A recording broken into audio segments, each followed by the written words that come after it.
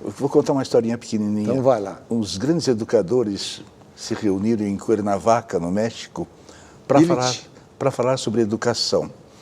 Educadores do mundo inteiro foram lá, ficar 10 dias juntos, e começou assim: eu não posso falar da minha profissão, ator, diretor, não posso falar. Eu sou professor, não posso falar da minha profissão. Eu sou médico, não posso falar da minha profissão. Para acabar com esse cotidiano das palavras que usamos e descobrir outras. E terminaram fazendo um relatório absolutamente maravilhoso de 200 palavras, que era compreendido desde o mais alto intelectual até o lixeiro. E aí eu sempre pego um trecho desse discurso e falo para os garotos quando eu converso com eles.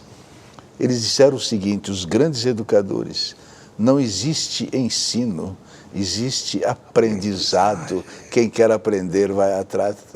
Então, aí eu, como estou num espetáculo de teatro fazendo isso, eu digo assim: então tem que saber que rio encher é difícil de corrigir, que carne de pomba morta não dá para comer, mulher que quer dar ninguém segura. Eu me divirto com isso. Mas isso é absolutamente certo. Né? O que existe é aprendizagem. E o corpo deseja aprender. Ele naturalmente... Por que ele deseja aprender? Ele deseja aprender porque ele precisa viver. O impulso fundamental para a aprendizagem é o impulso de viver. Eu preciso conhecer. Eu estou com uma ideia na cabeça, sabe? Já há bastante tempo, eu imaginei um currículo novo para as crianças. Uma vez perguntaram para o navegador brasileiro, como é que é o nome dele? O navegador que vai... Eu sei, esse que está sempre aí. Esqueci Meu o nome. amigo, eu esqueci o nome. Esqueci o... O que é amizade, hein? Mas você veja, perguntaram a ele qual era a escola ideal. Ele disse: é uma escola que eu encontrei entre a Inglaterra e a Islândia, numa ilha chamada Faroe, que era ponto dos vikings. Lá as crianças aprendem todas as coisas que precisam ser aprendidas construindo uma casa viking. Você sabe, as pessoas aprendem eletricidade, vão para a universidade, e se acontece algum problema na sua instalação elétrica em casa, elas não sabem o que fazer, mas elas sabem lá se foi voltagem, wattagem, mas não sabem. Então eu pensei construir um currículo que tivesse a casa como seu laboratório, a casa como seu laboratório. Porque aí o que acontece? A casa é o ambiente da criança. Lá elas... Uma das partes mais divertidas desse programa que eu fiz foi no banheiro, porque eu vou na casa de cômodo em cômodo, e no banheiro conversar com as crianças. Aqui a gente vai falar sobre a água, né? A água, então a gente conversa as questões da água. Depois a gente sai da água, tem um objeto lá que antigamente chamava latrina, e que agora deram um nome diferente, o vaso, o lugar onde a gente põe as flores da gente, os perfumes da gente. Aí eu digo para as crianças, eu fiz um cálculo, nada científico, de que cada pessoa faz 250 gramas de cocô por dia. A editora não queria essa palavra, queria usar as fezes. Eu falei: você não entende que criança quer cocô. Se você fala cocô, a criança se interessa, mas se falar fezes, fica científico. Quantas pessoas tem na sua cidade? Tem 150 mil. Quantos gramas de cocô a sua cidade coloca no mundo diariamente? E por mês? Aí você vai, primeiro trabalhando com matemática, né? Porque você tem que, se os números desse tamanho de gramas, você tem que fazer a redução, mas não é a redução abstrata, eu quero saber o tamanho do monte, e as crianças querem saber o tamanho do monte, até que a gente chega a 6 bilhões de pessoas. Posso usar a palavra feia, mas certa? Pode. Cagando no mundo. Qual é o tamanho da montanha? Aí as crianças percebem o problema ambiental a partir da casa dela. É como se fosse uma cebola. Você corta uma cebola no meio, a cebola tem uma infinidade de anéis ajustados É uma coisa fantástica, que a cebola é um... Impressionante. Você tira um pedaço, o fica Neruda fez um poema, uma ode à cebola. Põe a criança no meio da cebola, faz de conta que a criança é aquele anel. Aí o que ela vai aprender? Ela vai aprender o primeiro anel, que são as coisas que têm a ver com o cotidiano, com a casa dela. Depois passa para o segundo anel, depois passa para o terceiro anel. Ou seja, a criança é o centro do mundo, do ponto de vista educacional. O sol não é o centro é uma criança que está com vontade de viver, com vontade de brincar, com vontade de aprender. Uma escola sem salas de aula, sem classes separadas, sem um programa oficial a cumprir, existe em Portugal. Conta pra gente. É a Escola da Ponte. Como é que começou a história? Um educador português começou a me mandar uns e-mails e... Por que ele mandou e-mail? Porque uma brasileira tinha um livrinho meu, um livrinho pequenininho chamado Histórias de Quem Gosta de Ensinar. Ele leu aquilo, gostou daquilo, me convidou e eu fui lá fazer palestra na Universidade de Braga, andei por lá. Um dia ele chegou para mim e disse, eu vou te levar para conhecer uma escola diferente. Eu perguntei, diferente como? Ele falou, isso eu não posso dizer, você vai lá e vê. Aí me levou na escola. Chego lá, está na frente da escola, tem um jardim, o diretor veio falar comigo, um homem de poucas palavras, e ficamos ali conversando e a minha expectativa era que ele, diretor, fosse me mostrar e explicar a escola, a pedagogia, a escola pedagógica. 3 minutos de banalidades, passou uma menininha na nossa frente, ele virou-se para a menininha e disse, tu podes mostrar e explicar a nossa escola ao nosso visitante? A menininha disse, pois. Aí ele foi embora e me deixou com a menininha.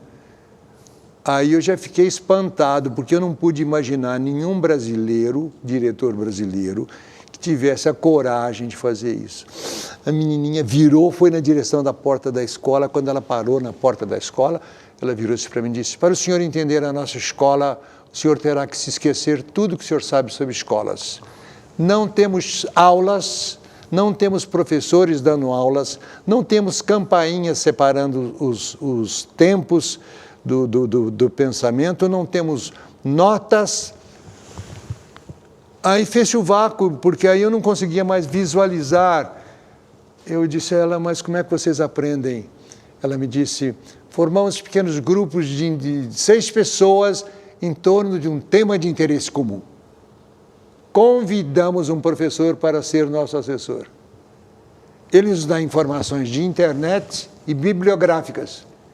Estabelecemos um programa de estudo de 2 semanas. Por 2 semanas, nós estudamos, anotamos, vamos na internet, vamos nos livros e depois de 2 semanas voltamos para nos reunir, para avaliar o que aprendemos e o que deixamos de aprender. Então, a cada momento nessa escola, eu levava um susto. Há quanto tempo existe essa escola? Eu não sei direito. Eu fiquei conhecendo essa escola no ano 2000. Será que já teve alguém que saiu da escola terminado? Terminando o curso e tal?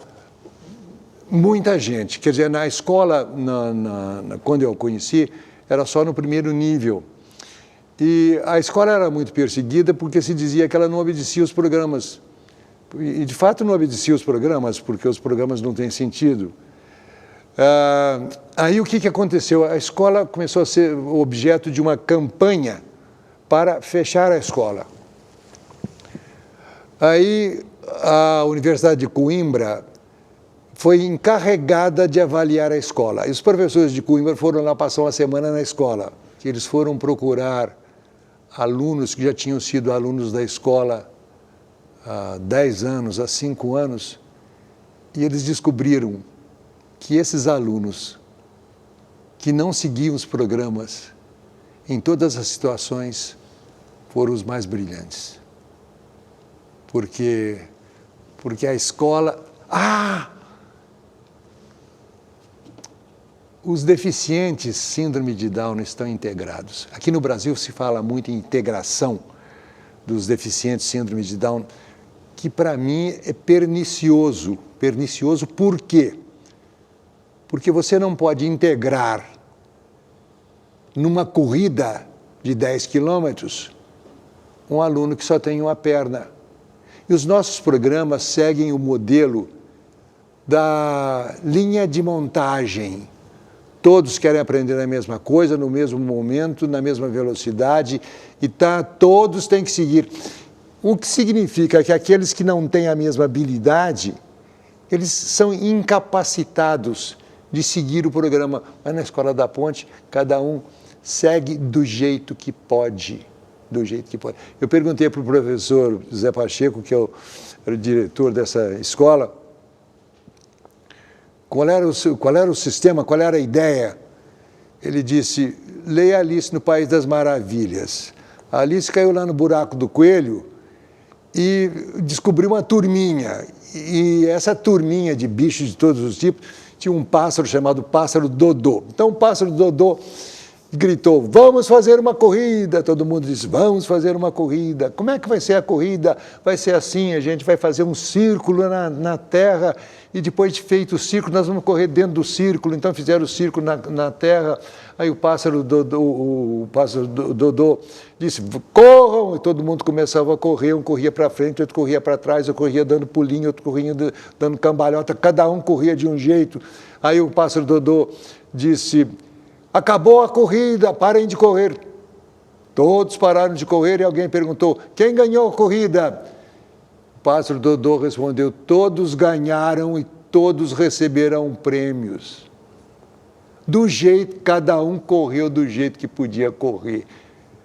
Só poderemos integrar as crianças ditas deficientes, porque nós somos deficientes, né? Eu sou deficiente, sou surdo, você também é meio surdo, né? Nós somos deficientes, não temos cabelo. Temos que olhar para o chão para não tropeçar. Isso depende da política do governo, né? Política séria, né? Voltada para a criança, porque a solução do país é a criança. Na escola hoje está difícil, porque ainda mais no colégio público. Eu sou de periferia, sou da região de Osasco, Munhoz, e vejo, e por incrível que pareça, sou isso mesmo, eu sou barbeiro. E sempre quando eu fui de periferia, meu trabalho basicou justamente nisso, de ver o jovem crescer. Vi muito cliente meu, moleque, um bom, crescer e morrer. Crescer e morrer como uma flor. Simplesmente não teve um pouquinho mais de conhecimento, não teve um pouquinho mais de dimensão de olhar, que falar, esse lado é bom, esse lado é ruim. O que faz com que os católicos tenham esse medo do sexo?